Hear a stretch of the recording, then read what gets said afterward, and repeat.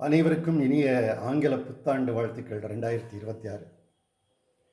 நாம் எல்லோரும் தர்மத்தின் வழியிலே நடந்து தர்மத்தை நிலைநாட்டுவதற்கு எதை செய்ய வேண்டுமோ அதை செய்ய வேண்டும் என்பதுதான் எனது வேண்டுகோள்.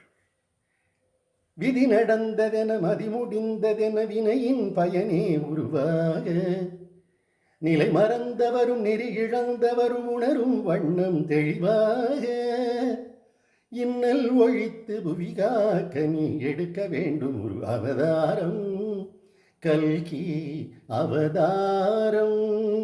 திருமால் பெருமைக்கு நிகரேது, உந்தன் திருவடி நிழலுக்கு இணையேது.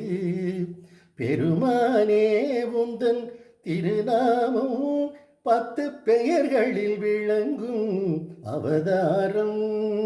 திருமால் பெருமைக்கு நிகரேது.